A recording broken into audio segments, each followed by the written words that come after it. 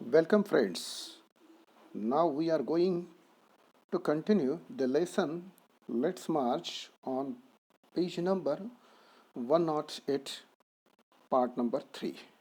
Okay, let's start these lessons on page number 108. My only aim in life is that every child is free to be a child, free to grow and develop, free to eat, sleep, and see daylight, free to laugh and cry, free to play and learn, free to go to school and above, free to dream. Okay?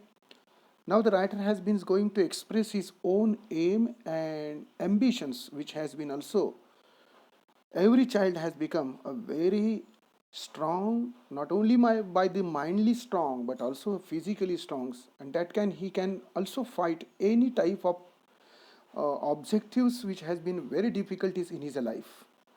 तर या ठिकाणी पहा की या ठिकाणी कैलास सत्यार्थी म्हणतायत की my only aim in life is that every child is a free to be a child. म्हणजे प्रत्येक मुलाला एक मूल म्हणून स्वातंत्र्य मिळालं पाहिजे आणि हेच त्यांच्या जीवनातलं मोठे ध्येय. त्यासाठी त्यांनी काय असणारे क्रायटेरियाज लावलेले आहेत बघा. Free to grow and develop, म्हणजे मोठं होण्याचं आणि विकसित होण्याचं असणारं एक ध्येय आहे. Free to eat, sleep and see daylight, निसंकोच म्हणजे कुठल्याही पद्धतीनं कुठलीही अडकाठी न येता खाण्याचं, झोपण्याचं आणि मुक्त जगण्याचं असणारं स्वातंत्र्य असायला पाहिजे. Free to laugh and cry, मुक्तपणे हसायलाही आलं पाहिजे आणि रडायला आलं पाहिजे. मुक्तपणे खेळण्याचं म्हणजे free to play and learn, खेळण्याचं आणि शिकण्याचंही त्याला स्वातंत्र्य पाहिजे. शाळेत जाण्याचं आणि सर्वांच्या पेक्षा देखील महत्त्वाचं free to go to school and above all free to dream, म्हणजे मुक्तपणे स्वप्न पाहण्याचं. I have the privilege of working with many courageous people who have the same aim. We have never given up against any threat or attack, and we never will. I have the privilege. Privilege याचा अर्थ आहे उद्दिष्ट, की त्यांच्या दृष्टीनं असं आहे की ज्यांचं उद्दिष्ट समान आहे. अनेक अशा असणाऱ्या नैतिकतेनं प्रखर असणाऱ्या माणसांबरोबर मला काम करण्याची संधी मिळेल. Working with many courageous people who have the same aim. We have never, कोणत्याही प्रकारची असणारी धमकी, we have never given up. Given up म्हणजे सोडून देणं किंवा हार न मान. Given up almost any threat म्हटलं. थ्रीट याचा अर्थ धमकी or attack. And we never will, आणि त्याच्या बाबतीत कधीही कुठलीही हार मानले नाही आणि कोणत्याही प्रकारच्या धमकीपुढं, आव्हानाला आम्ही घाबरलेलो नाही आहे. We have made progress in the last couple of decades. आम्ही अनेक केलेल्या प्रयत्नांची असणारी पराकाष्ठेचं असणारे फळ म्हणजे काय? We have made a progress. आम्ही सुधारणा केलेली आहे, प्रगती केलेली आहे, निश्चितच केलेली आहे. In the last couple of decades. Decades याचा अर्थ आहे दशक. तर गेल्या 2 दशकांपासून आम्ही केलेल्या या असणाऱ्या महत् प्रयासाच्या या असणाऱ्या प्रयत्नामुळं आम्ही आता प्रगती करतोय. We have reduced the number of out of school childrens by half. जवळजवळ निम्म्यानं आम्ही शालाबाह्य असणाऱ्या मुलांची संख्या जी आहे ते घटवू शकलेलं. रिड्यूस म्हणजे कमी करणं, घटवणे. We have reduced the number of child labours by a third. साधारणतः बाय थर्ड्स म्हणजे 1/3 सुद्धा आम्ही आता बालमजुरांची संख्या कमी केलेली आहे. त्यानंतर we have reduced the child mortality and malnutritions and we have prevented millions of child deaths. त्यानंतर बालमृत्यूदर किंवा कुपोषण जे आपण म्हणतो, मालन्यूट्रिशन्स याचा अर्थ कुपोषण आणि मॉर्टिलिटी याचा अर्थ मृत्यूदर, की मृत्यूदर आणि कुपोषण यांचंही आम्ही प्रमाण कमी करू शकलेलो आहे. आणि त्याचा फायदा काय झाला? We have prevented the millions of child deaths. त्यामुळं अशा पद्धतीनं आम्ही लाखो असणारे बालमृत्यूसुद्धा आम्ही रोखू शकलेलो आहे.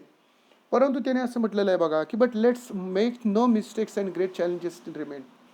परंतु मित्रांनो, एवढं सगळे असेल तरी परंतु आपल्याला अनेक असणारी आव्हानं आपल्याला पेलायची स्टील रिमेन. अजून आव्हानं आपली आहेत. त्यामुळे let us make to no mistakes. ती या बाबतीत कुठलीही चूक किंवा हायगय करणं आपल्याला जमणार नाही, शक्य होणार नाही. त्यामुळे ग्रेट चॅलेंजेस जे आहेत स्टील रिमेन. रिमेन याचा अर्थ अजून शिल्लक आहेत. काय आहे बघा friends, the biggest challenge or biggest crisis knocking on the doors of human kind is a fear and intolerance. मित्रांनो, the biggest challenge or biggest crisis. तर मित्रांनो, मानवापुढे सर्वात मोठं असणारं जे आव्हान आहे ते आव्हान कुठलं आहे बघा? ते बिगेस्ट क्रायसिस नॉकिंग, की जे अजूनही आपल्या मानवाच्या असणाऱ्या या दारावर थाप देतंय, नॉकिंग म्हटलेलं आहे म्हणजे थाप मारणं. क्रायसिस म्हणजे याच्यामध्ये अनेक असणारे आव्हान आहे. त्यामध्ये ते सांगितलं की the doors of human kind. तर मानवावर अशा पद्धतीनं संकट जे मोठं येतं आहे की जे अजूनही टकटक करते दारावर, ते म्हणजे कुठलं आहे तर इज अ फिअर, म्हणजे भय आहे, अँड इंटॉलरन्स, असहिष्णुता आहे. वी हॅव अटरली फेल्ड, की ज्यामध्ये त्याने असं म्हटलेलं आहे की we have utterly failed our childrens in imparting on education, की ज्यामुळे जीवनाला अर्थ आणि उद्देश मिळेल. आणि त्याचबरोबर वी हॅव अटरली फेल्ड, की पूर्णपणे आपण अजूनही यश मिळालं नाही. Utterly failed our children in imparting and education, शिक्षणाच्या बाबतीमध्ये आपण पूर्णपणे म्हणजे अक्षरशः यशस्वी झालं असं म्हणता येत नाही आहे. अजूनही अनेक मुलं शिक्षणांपासून वंचित आहेत. पूर्णपणे आपण त्या मुलांना शिक्षणामध्ये प्रवाहामध्ये आणू शकलो असं म्हणता येत नाही आहे. And educations that gives the meaning and objective life. लेखकाचं असं मत आहे की education that gives the meaning and objective of life, म्हणजे त्याचा म्हणजे एक शिक्षण हे एखाद्या मुलाला त्याचं असणारं अर्थ आणि उद्देश देतं. म्हणजे एक प्रकारे जीवनाचा मार्ग हा अतिशय चांगला बनवता. Means education is a perfect way for getting a progress in every life. Without educations we can't get everything anythings, and as well as we can't get a proper progress. So an education that gives a sense of global citizenships among the youth. त्यामुळं शिक्षण ही जर गोष्ट आपण जर या जाणीवेतनं जर ठेवली तर ग्लोबल सिटिझनशिप म्हणजे जागतिकीकरणाच्या असणाऱ्या या भागामध्ये एक सजग असणारा नागरिक म्हणून या तरुणांमध्ये आपल्याला त्या तरुणांमध्ये एक चांगला नागरिक आपल्याला घडवता येईल. I am afraid that the day is not very far away when the cumulative results of this failure will culminate in our unprecedented violence, and that will be suicidal for humankind. तर आता लक्षात घ्या, I am afraid that, लेखकाला अजूनही थोडीशी भीती वाटते. कशाची भीती बघा, I am afraid that the day is not very far away. तो दिवस अजूनही खूपसा दूर नाही आहे. कुठला दिवस बघा, वेन द कल्म्युलेटिव्ह रिझल्ट्स म्हणजे त्याचे एकत्रित असणारे परिणाम आपल्याला त्या असणाऱ्या अपयशाचे आपल्याला कदाचित दिसू शकतील. Will culminate in an unprecedented violence, तर त्याच्यातली असणारी अभूतपूर्व अशा पद्धतीची असणाऱ्या हिंसेची परिणिती या मुलांच्या असणाऱ्या जीवनावर होऊ शकते आणि मुलांचं असणारं आयुष्य बेचिराख होऊ शकतो. तो कदाचित दिवस येऊ शकेल, and that will be suicidal for human kind. तर एक प्रकारे हे जर आपण जर आपल्या हातून जर झालं प्रत्यक्ष किंवा अप्रत्यक्षपणे, and that will be suicidal for human kind, तर ते एक मानव जातीसाठी अत्यंत आत्मघातकी अशा पद्धतीची गोष्ट ठरेल. खाली दिलेले बघा की rights, security, hope can only be the restored through the educations. Rights म्हणजे अधिकार, सिक्युरिटी सुरक्षितता, होप त्याच्या असणाऱ्या अपेक्षा आहेत.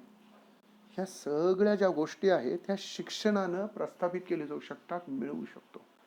Means the educations that get a proper rights for everything, security who has been also realize his own abusement about to getting a progress, and the third one is the hope, means that time he give the immunity for getting his aim or achievements by getting the hope can be only the restored through the education. शिक्षणाद्वारे ह्या सगळ्या गोष्टी मिळू शकतात. अधिकार मिळू शकतो, सुरक्षितता मिळू शकते, त्याचबरोबर त्याच्या अपेक्षा त्या पूर्ण होऊ शकतात. Young people like Malala, I have started calling her my daughter Malala, not just Malala, so my daughter Malala and other daughters include Kainat. In fact, 2 Kainats and Shazia, the daughters from Africa and from all over the world. लेखकानं या ठिकाणी मलालाचंही कौतुक केलेलं आहे, परंतु मलालाच्या सारख्या असणाऱ्या अनेक कर्तृत्वान असणाऱ्या मुली आहेत की ज्यांनी अनेक वाईट, अतिशय अवघड, अतिशय हालाकीच्या प्रसंगाला तोंड देऊन मानवी असणाऱ्या जीवनासाठी प्रसंगी आपली जीवन पणाला लावून काय केलेलं आहे की लोकांना त्या ठिकाणाहून परावृत्त केलेलं आहे. म्हणून ते म्हणतात बघा, यंग पीपल लाईक मलाला, म्हणजे मलालासारखे जे असणारे लोक आहेत, तरुण लोक आहेत, मी तिला तेच म्हणतात की I have started calling her my daughter Malala. मी फक्त नुसती मलाला असं न म्हणता माझी मुलगी मलाला असं म्हणतो. ॲक्च्युली मला ही पाकिस्तानची मुलगी, तरी परंतु हे विश्वाचे माझे घर, या तत्वाला अनुसरून लेखक म्हणतो की या जगामधले असणारे वैश्विक मधून निर्माण झालेले हे असणारे मुली किंवा मुलं हे सगळी माझी आहेत. I have started calling her my daughter Malala, not just Malala. So my daughter Malala and the other daughters, आणि इतरही असणाऱ्या माझ्या ज्या मुली आहेत, इतर कन्या म्हटलेले, ज्याच्यामध्ये कोण कोण आहेत बघा. कायनात हिचाही समावेश होतो. खरं तर 2 कायना आहेत असं ते म्हणतात. 2 कायनात, त्यानंतर Shazia and African and the daughters from Africa, आणि आफ्रिकेतल्या मुली, and from all over the world, आणि जगामधल्या अशा अनेक मुली आहेत ज्ञात किंवा अज्ञात असणाऱ्या, की ज्यांनी आपल्या कर्तृत्वानं अडचणीतनं मार्ग काढून या देशाला किंवा या जगाला काहीतरी चांगले देण्याचा प्रयत्न केलेला आहे. They are rising up and choosing peace. मी जरा पुढच्या पानावर जातोय, पान नंबर 109 वरची एकच ओळ मी घेतोय. They are rising up, they are rising up and choosing peace and choosing peace over, पान number 109, violence, tolerance over extremisms and courage over fear. त्यांचं कौतुक केलेलं आहे त्यांनी. या जगभरातल्या असणाऱ्या ज्ञात अज्ञात असणाऱ्या या ठामपणे उभ्या राहिलेल्या ज्या मुली आहेत, की त्यांनी काय केलेलं आहे बघा, की पीस ओव्हर व्हायलन्स म्हणजे हिंसेपेक्षा शांततेला, त्याचबरोबर टॉलरन्स ओव्हर एक्स्ट्रीमिझम्स आतंकवादापेक्षा सुद्धा सहिष्णुतेला, and courage over the fears आणि भीतीऐवजी धैर्याचा पाठपुरावा केलेला आहे. म्हणजे या ठिकाणी या लोकांनी खूप काही त्या ठिकाणून कमवलेलं आहे, मिळवलेलं आहे, आणि प्रत्येक ठिकाणी काय केलेलं आहे याचा असणारा उहापोह करून त्यांनी नुसतं स्वतःचं जीवन चांगलं नाही, तर या पृथ्वीवरच्या असणाऱ्या प्रत्येक माणसाचं, मुलाचं असणारं जीवन सार्थकी लावण्याचा प्रयत्न केलेला आहे. धन्यवाद.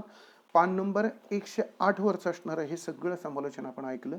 हा झाला पार्ट नंबर 3. आता पार्ट नंबर 4 जो असेल तो 109 पान नंबरवर असेल, तो पुढच्या भागात बघूया. पार्ट नंबर 4 वर असेल.